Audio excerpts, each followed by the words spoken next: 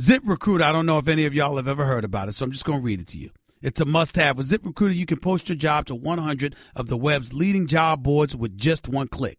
So you can rest easy knowing your job is being seen by the right candidates, okay? ZipRecruiter puts its smart matching technology to work, actively notifying qualified candidates about your job within minutes of posting so you receive the best possible matches. That's why our ZipRecruiter is different. Unlike other hiring sites, ZipRecruiter doesn't depend on the right candidates finding you. It finds them. No wonder 80% of employers who post on ZipRecruiter get a quality candidate through the site in just one day. ZipRecruiter, the smartest way to hire. That's ZipRecruiter.com/Stephen A. One more time to try it for free, to go to ZipRecruiter.com/Stephen A. It's something you need to know. Because right now, my listeners can post jobs on ZipRecruiter for free. That's right, free. Just go to ZipRecruiter.com/Stephen A. Guys, wouldn't your wife or girlfriend love it if you treated her to the very best this Christmas? Now you can, with the world's softest pajamas by Pajamagram. Created by a team of pajama experts, the world's softest PJs are lighter than a cloud, softer than a bunny, like cashmere, only better. She'll love how heavenly they feel. Includes free gift packaging and Christmas delivery is guaranteed. So visit pajamagram.com or call 1-800-GIVE-PJs. This is the Stephen A. Smith Show podcast. I'm Stephen A. Busy Sports Friday. Dan Graca sitting in for Stephen A. 866-729-3776 telephone number, 866-ESPN. You can tweet at me at Dan Graca, Graca. We'll talk to RJ Bell, our man from Vegas, coming up here in just a short while. Go over the lines for Week 14, and I'm sure there's a lot of hitting points we're going to touch on with him. We'll get into a little bit baseball and the Giancarlo Stanton sweepstakes. Where is that going to land? And Yankees set to be in on it, Dodgers set to be in on it, and the Cubbies, the Astros, those are the final four for Stanton. So we'll give you some thoughts on that, too, before we say goodbye. Let's say hi to Ryan in Bud Lake. Ryan, you're on ESPN Radio. How are you? Good. How are you, Dan? Good, Ryan. What's going on? Man, as a lifelong, now I'm a football fanatic. Yeah. I would watch football every Sunday from start to finish. If I have nothing to do, that's where I'm at. But I do have real concerns about the league. I mean, the Thursday night games, you hear what the players are saying. You see the quality of play. I mean, there's just no reason that you can justify this when all you talk about is player safety. And then you're running these guys out there 4 days after another game. I mean, I played sports. I'm sure you've played sports. Mm-hmm. You know 1 or 2 extra days makes a huge difference in how your body feels going into the next game. And as far as Goodell getting a 5-year extension, I mean, they say the numbers are up, they're making more money, you know, everything financially is good. But you got to take into account the population is growing. There's more eyes to view. It's not a matter of are they making more money. It's are they making as much money as they could if they were doing things a better way. I mean, you see these suspensions come down. There's no parity between what one guy gets and what the next guy gets. Nobody knows what the rules are. Every decision he's made has been questionable. I mean, if it wasn't for fantasy football, I think the NFL would be in much bigger trouble. Ryan, that's a big part of it, too. Fantasy's a big part. And, Ryan, good phone call by you, my friend. I'll tell you this, too. You can look back on every misstep that the NFL has had over the last handful of years or so. And, look, especially when we got to the player discipline stuff, the off-the-field problems with some of these athletes and how it's been handled by the league. I mean, it has been, it seems like, one PR nightmare after another for the way that which it was handled. And just to give you a little bit of an inclination, the position of power and the position of strength that the National Football League was operating from at the outset of all this, we can universally agree that they were just god-awful in how they handled things. But yet here you have a league still bringing in, what did we say yesterday, $13 billion a year in annual revenue in 2016. Head and shoulders above all the other major sports. Okay, and the popularity is supposed to have diminished. Right? And they've got hit with a few right crosses here and there. Right? They have been destroyed through the media. And that's what they're still bringing in. Because they were through the roof. They were a superpower. Their popularity couldn't be rivaled. And what did I say? Right? You can look down on the league. You can criticize the league. But the league always falls back to Sunday at 1 o'clock. Right?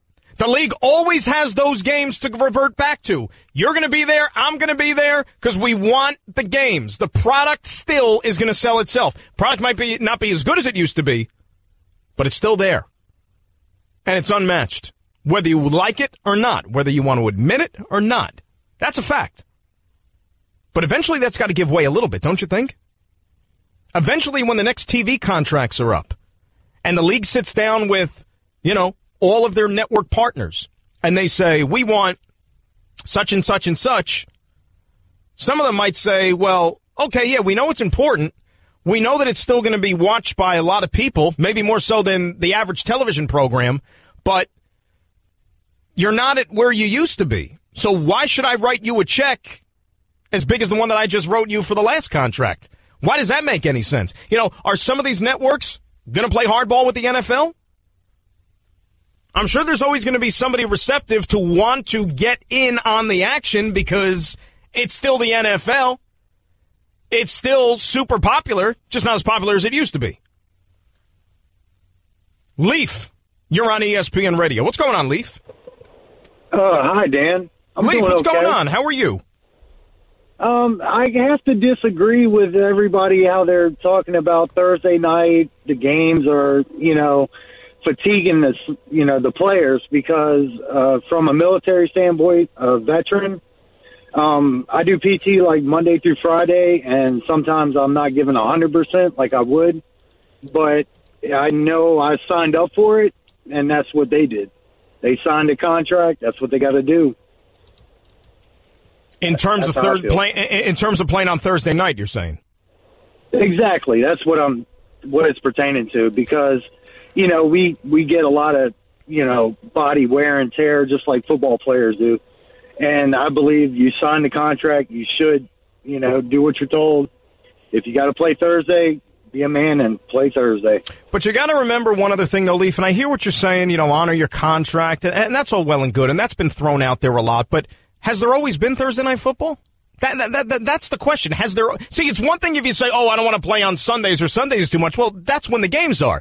But there hasn't always been Thursday night football. Remember, it's for a while they only played Thursday night football in the second half of the season, maybe like the last 7 or 8 weeks. They started in November, and that was okay. But each and every week from the get-go, week 1 all the way to week 16, that's a lot. And it didn't always used to be like that. So it's easy to say, play your contract and honor what's in there, but it didn't always be that way. I hear you, Dan, and I understand what you're saying, too. But, I see two sides to the coin there. It's going to be biased for some teams then, and then, some still are going to have to play at least a couple of those Thursday games if they dim it down. They got to spread the love, I guess. Yeah, it's Leaf, I thank you for the call. It's still a problem that needs to be fixed. It's a problem that needs to be fixed. I was a little distracted there because we got some breaking news. The Shohei Ohtani sweepstakes is now over. His agency, CAA, has announced that the winner for the Japanese superstar is none other than the Los Angeles Angels of Anaheim. How about that? So Shohei Ohtani going to the Angels, where he's going to share the same lineup as Mike Trout, who's arguably the best player in baseball, a future Hall of Famer in Albert Pujols, among others. So Ohtani going to the Angels, and if you want to maybe put a little 2 and 2 together and a little bit of a link as to why he would choose the Angels, remember something. Billy Epler, who was the general manager of the Halos, he previously served under Brian Cashman with the Yankees as the assistant GM when the Yankees successfully recruited and signed Masahiro Tanaka. So there is already the experience of what it takes to get a Japanese star over to the big leagues, have him sign with your club.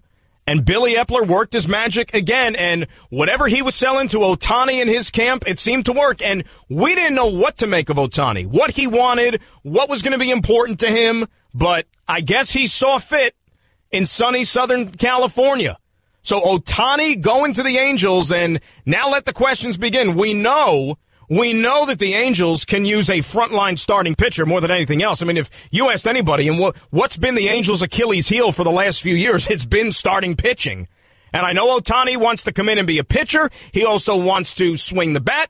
Maybe you work him in as a designated hitter every so often, and he's been a DH exclusively for the last few years in Japan in terms of playing didn't play the field much. It's been a DH. So now he gets to do it in L.A. with the Angels. Wow, I'm a little surprised. So many questions abound. You know, is this going to be more bark than bite? Everybody will tell you he's got the potential to be a frontline starting pitcher, like a number 1 or a number 2. Do the Angels now go to a 6-man rotation just to suit Ohtani? Do they ease him in slowly? This is real. I'm surprised. I got to be honest with you. I really thought that all signs were pointing towards the Seattle Mariners because in the trade that the Mariners made yesterday in getting D. Gordon from the Miami Marlins, in addition to picking up Gordon, Seattle also acquired an extra $1 million from Derek Jeter and the Marlins in international signing bonus money, which now puts Seattle ahead of the pack in terms of what they could offer him in terms of the signing bonus. Remember, the Angels weren't in the top 3 for what they could give Ohtani in terms of a signing bonus. That was the Rangers, the Twins, and the Yankees. But he picks the Angels nonetheless. I guess he's a big Mike Trout fan. I don't know. But that is a head-scratcher. Ohtani to the Angels. How about that? Now, I don't know, and I'd love to hear from some Angel fans. I mean, we're on in L.A. Tell me. 866-SAY-ESPN, 866-729-3776. Is he enough of a star? Is there enough hype already attached to this guy where you're going to run to the stadium and buy tickets? You're going to go online right now and start dialing up and making sure I get me some Angels tickets for opening day because I got to see Ohtani?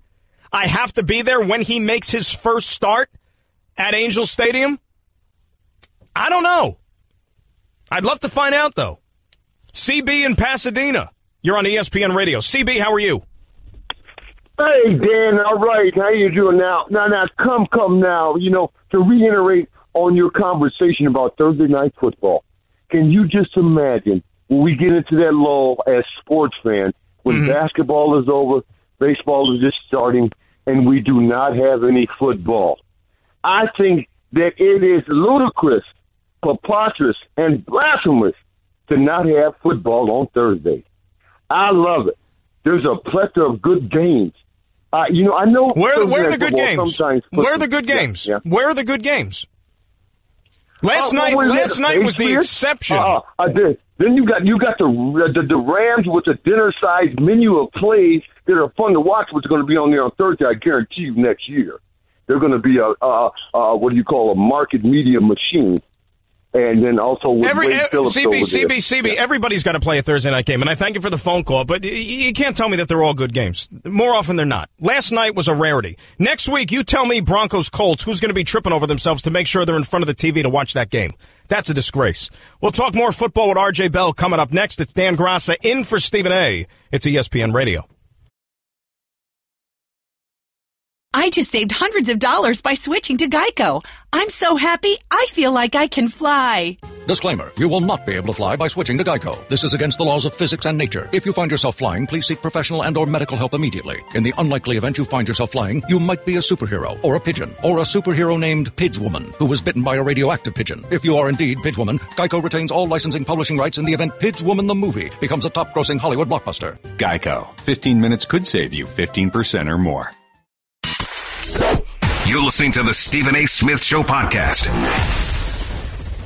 Dan Graca in for Stephen A. today. It's ESPN Radio. 866-ESPN is the telephone number. As we do it each and every Friday, we check in with our man. He is, of course, the founder of pregame.com. And what's pregame.com? You know what it is. It's the exclusive odds provider to the Associated Press. He is the one and only R.J. Bell. R.J., Dan Graca, good to talk to you, man. How are you? Hey, Dan, how are you? I love the Stones bringing me in. That's setting the right tone for this segment. Hey, they're spinning them today. That's all I got to say. They're hitting home run. They're hitting them out of the park. We even had Rob Thomas for crying out loud. So we're all over the map today. But let me start with this before we get into the games, though, for this weekend. There's a lot of goodies, of course. But what's the latest when looking at sports legalization here, betting that is, in the state of New Jersey, for example? It seems like that is getting closer and closer to reality, right? Yeah, I think you might be underselling it.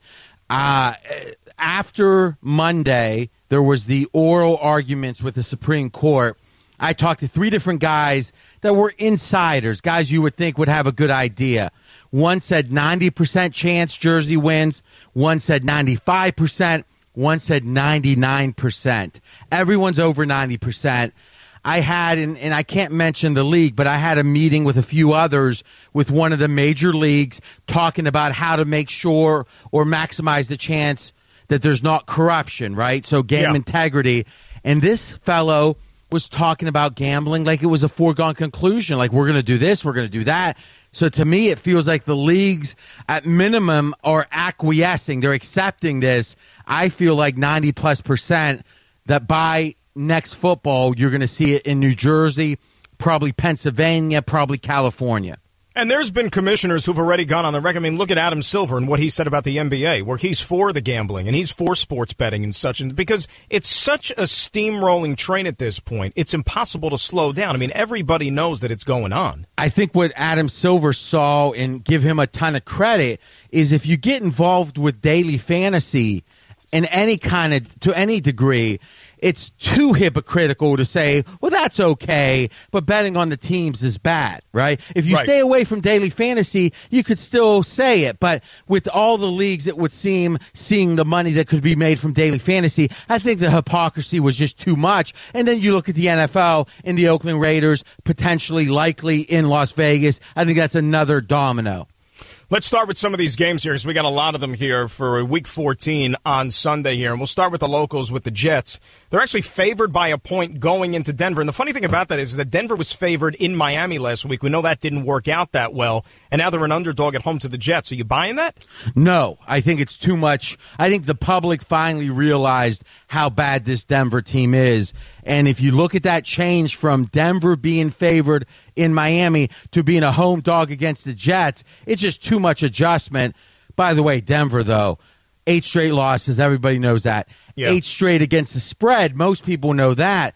But they've lost against the spread by 120 points in those 8 games. Jeez. So they're not even close. That said, the Jets favored. It's a little expensive, so I would lean Jets, but I'm staying away. And the only problem with the Broncos is, let's face it, RJ, the best quarterback in the organization is the guy who wears the suit and sits up in the office. You think still? I mean, it might be close. Simeon is supposed to be the best of the 3. If you look at the advanced sabermetrics, he was the worst quarterback in the NFL last week. Yeah, I'll still take my chances with Elway, even at age 50 or whatever he is, 55. I still think he could go out there and sling it. How about the Giants? We know that Eli is back as the starting quarterback. They welcome in the Pokes, big division rivalry there. But Giants, 3.5-point dog here. That surprise you? No, because it opened 5.5, and there's been a lot of Giants money. I see the reason for that, down to 3.5. Imagine this, Dan. Imagine you got treated with disrespect at ESPN.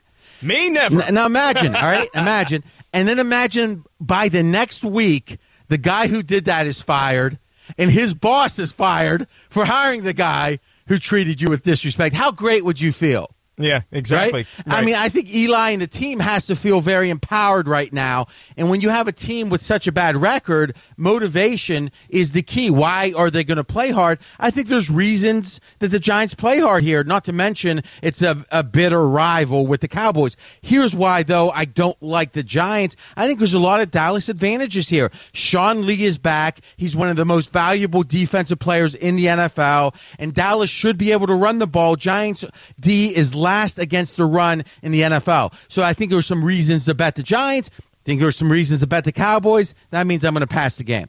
You know, Jacksonville is playing host to the Seattle Seahawks, and there weren't too many times, RJ, certainly in the last several years, where the Jaguars would have been favored against the Seahawks. But as you know, it's a new season, and these teams are certainly different. But the Jags are a 2.5-point favorite here at home against the Hawks. Is this maybe showing a little bit of disrespect to Russell Wilson and company?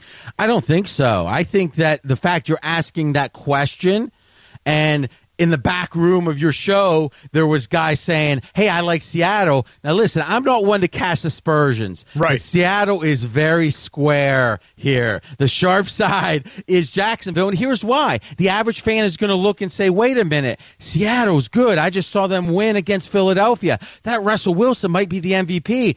But are we really saying Seattle is a superior team on the season to this Jacksonville team? If you look at the stats, if you look at the records, it doesn't make sense. And with the line only being 2.5, you'd have to think Seattle is clearly the better team to take 2.5 when the game is in Jacksonville. And remember one thing about Jacksonville. They have one of the best defensive lines, but they have the deepest defensive line for sure in the NFL. So typically Russell Wilson will make the defense get tired chasing him. I think the rotation of Jacksonville keeps him fresh, and I think that's a big advantage for the Jags. You know, the Vikings are playing their third straight road game this week, and they're going to travel to Carolina, but it's the Panthers who are getting 2.5 in this one. Yeah, this is pure value on Carolina. You can bet in Vegas a week ahead of time. So this game, Minnesota, Carolina, you could have bet last week. The line at that point was Carolina at home favored by 2.5. Now Carolina is a 2.5-point underdog. That's just too much adjustment. What's changed since last week is only Carolina didn't look real good last week. But are we going to overreact to one game? So there's no doubt Carolina has the value. Here's why I don't love Carolina, though, is if you actually look at the history, the last 2 times Minnesota's played Carolina, they've sacked Cam Newton 14 times in 2 games. He had one of his worst games last year against Minnesota. So I think schematically the coach and that staff has something good against Carolina. So that keeps me away from Carolina, even though the value purely by a point spread perspective is on Carolina. This one jumps out at me right off the page here, and the Browns, who are winless and could be heading to 0-16, RJ, let's face it. They're taking on the Green Bay Packers, and I know that it's not Aaron Rodgers, it's still Brett Hundley, but Packers only favored by 3.5? Well, I don't think it's only. Remember, here's an interesting method to get a sense of road favorites. Flip the line by 6 points, give 6 points to the road team, and assume they're at home. So if Green Bay were at home, they'd be a 9.5-point favorite against the Browns. Now, with Hundley at quarterback, quite frankly, a guy that passed for 84 yards last week, do you really think the Packers should be laying 9.5 if they were home? Not 9.5, I wouldn't know. Well, so at 3.5 on the road is pretty much the same. And that's a great way to kind of get yourself a little perspective on these short road favorites. I actually like the Browns here. Now, I'm not going to bet them. And let me tell you, you know how like with guys that work out, they'll be like, oh, that guy, he gets up at 5:30 in the morning. He'll work out if he has an early flight. Like there's that next level of dedication. Well, with bettors in Vegas, the professionals, the hardcore question is, are you still willing to bet the Browns? Because they've lost so much money to so many people when they've looked like the right side. Remember, against Jacksonville, they were getting 8 points, and they were only down 6 with like a minute left, and they had the ball, and they gave it away with a fumble return touchdown. By the way, I had the Browns in that game. I have yet to recover. So I think all the pros, or most of them, are on the Browns. I'm going to sit this one out, though. The Eagles, check them out, RJ. They're making camp out on the West Coast because, of course, they played the Hawks last Sunday night. Now they're going to travel down the coast, and they're going to take on the Rams. And you talk about a statement game, I think, for both of these teams. And the Rams, that one favored by 2.5. How do you see that shaking out? You know, a lot of these games I've said, well, you could go this way, you could go that way, because most games are pretty close to the right number. I really like the Eagles here. This is one of my better bets of the week. I've bet this game, and this is a pros versus Joes. The Joes are looking at the Rams and saying, oh, man, they're really good, and Philadelphia just got beat last week, so I'm going with the Rams. The pros are saying, if you look at the season, Philadelphia is clearly the better team. Them staying out west after a loss is like a quasi-training camp. I think you're going to see a really focused Eagles team. Eagles travel with their fans better than or as good as any team in the league. So I expect 30-40% of the stadium to be Eagles fans. That's what I'm hearing from guys I know in L.A. And lastly, if you actually look at it, I think it's a situation where these fires, and obviously there's a human reality to that, but looking at the games, how can these players not be distracted somewhat with their family, with their kids in school, all the different complications? You add it all up, I think the Eagles plus 2.5, one of the better bets of the week.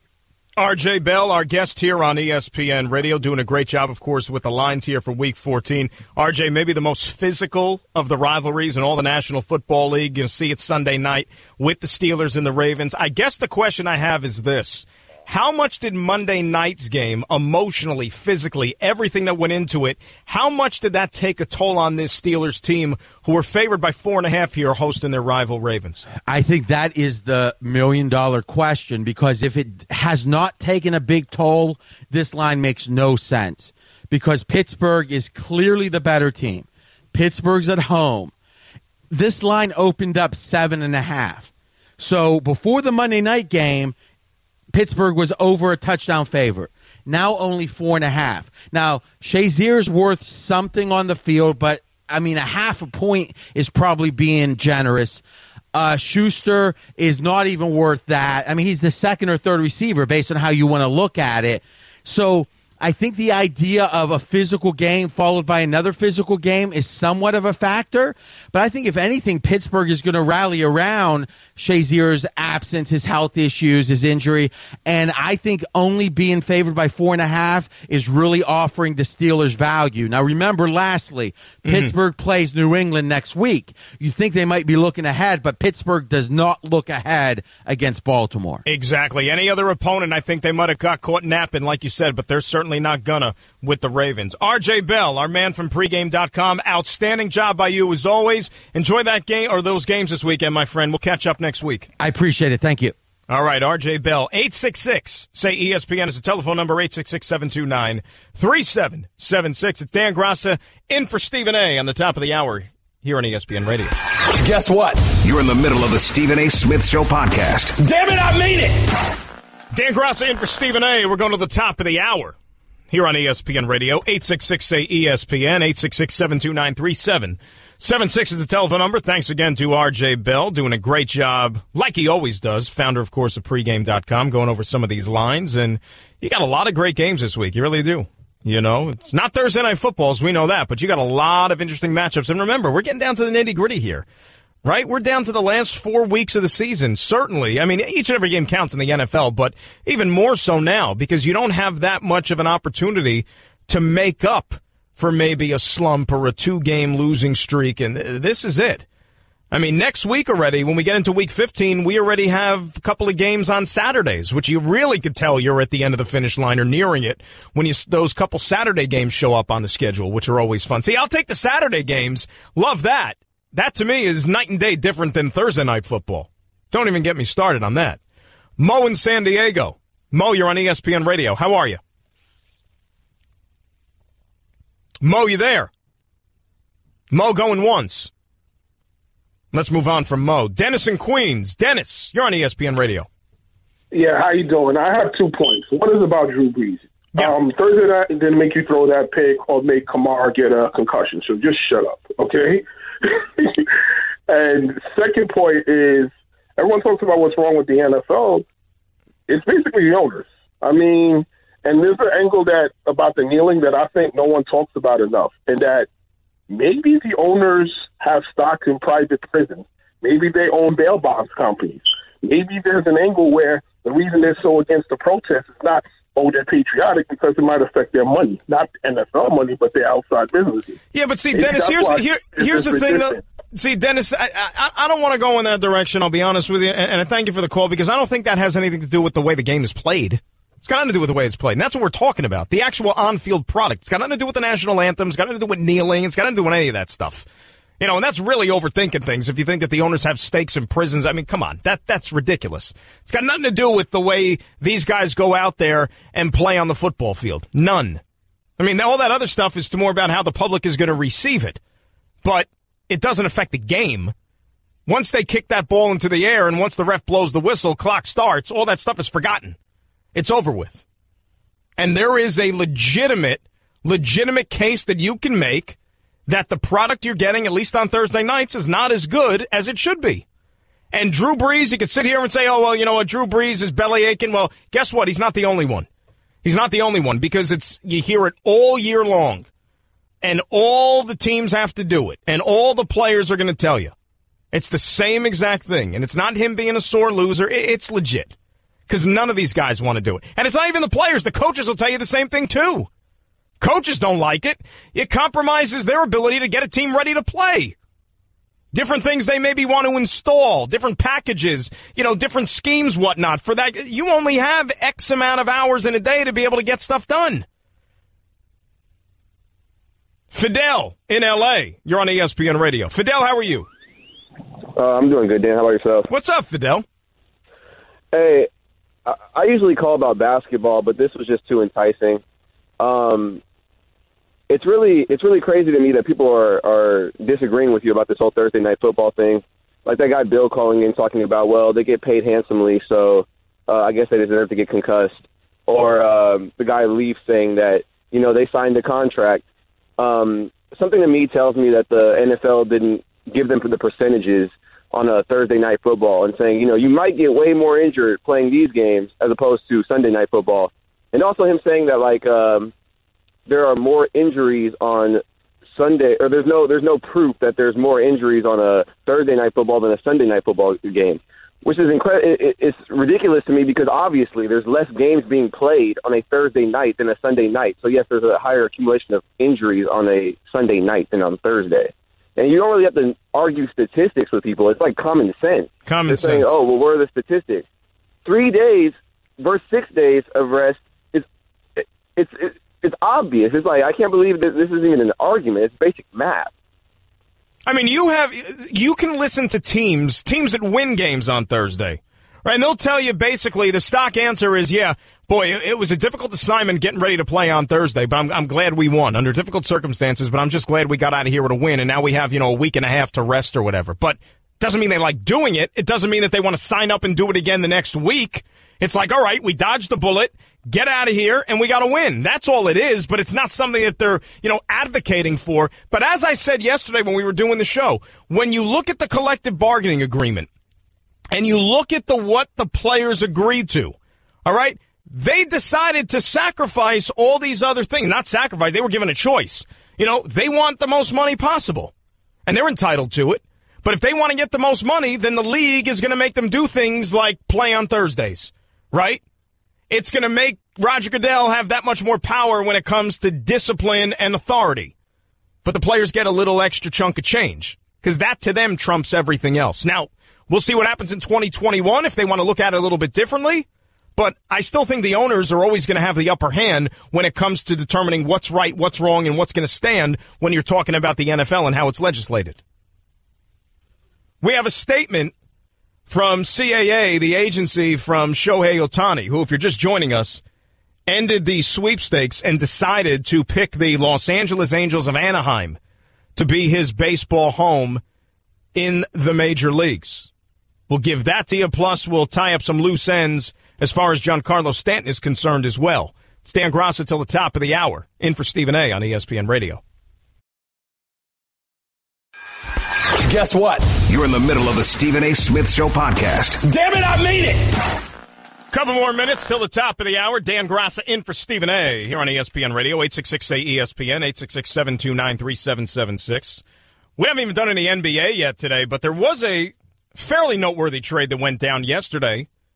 The Brooklyn Nets continue to add the top 5 picks from, the 2015 draft, the 2014 draft, whatever it was. They already have D'Angelo Russell. Now Jahlil Okafor coming over from Philadelphia with Nick Stauskas to Brooklyn. They won't join the team in Mexico City where they're playing a couple of games. They beat Russell Westbrook and Carmelo Anthony down in Mexico City last night. Came from behind double digits to do so as OKC continues their problems. Who would have thought? And I understand that there's a learning curve and an adjustment, especially when you're dealing with, that type of talent and then learning how to play off of one another and sharing the basketball and that sort of thing. But did anybody in their wildest dreams think the Oklahoma City Thunder would be 2 games under 500? Virtually 25 games into the season. I don't think anybody could have seen that happening.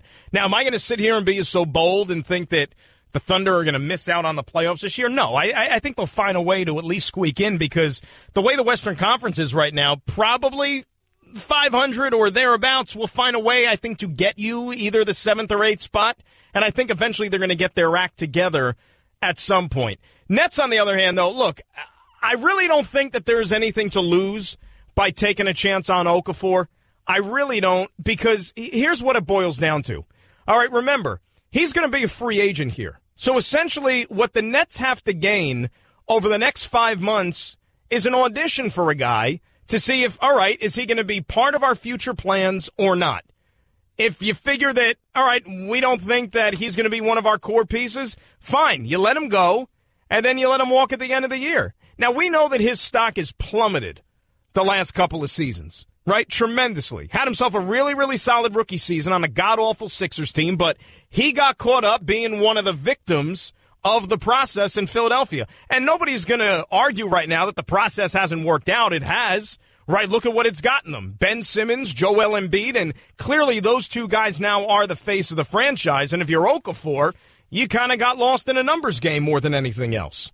He's in the doghouse right now. And the problem with Jahlil Okafor is, I don't know if he's necessarily suited to be a big-time player in today's NBA. What I mean by that is he's really a conventional, old-school, back-to-the-basket type big. And those guys are few and far between now, right, in the NBA. Guys like Jahlil Okafor, they're like the equivalent to VHS tapes. Like, you don't see many of them anymore. It's hard to find one.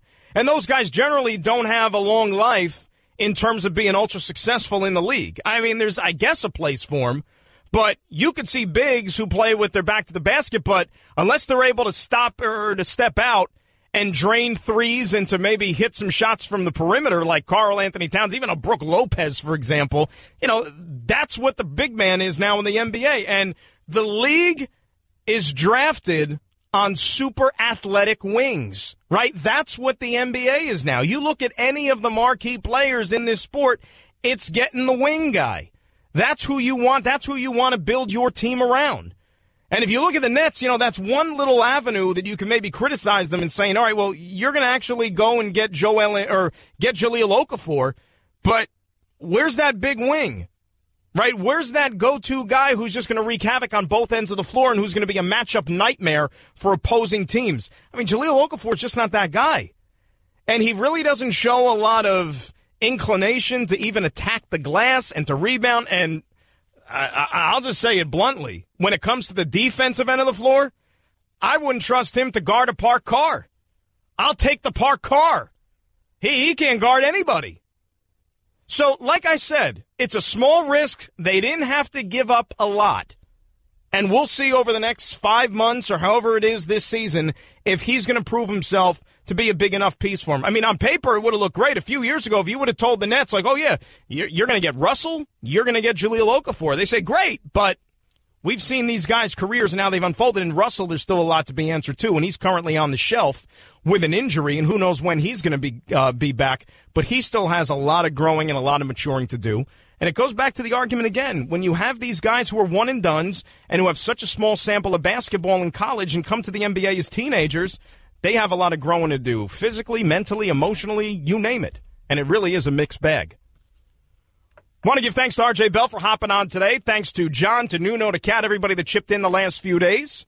I will catch you soon. Steve and I will be back on Monday. We'll talk to you. Enjoy your weekend here on ESPN Radio. That's just a sample of what you'll hear on the Stephen A. Smith Show. Weekdays at 1 p.m. Eastern on Sirius XM Channel 80 and the ESPN app.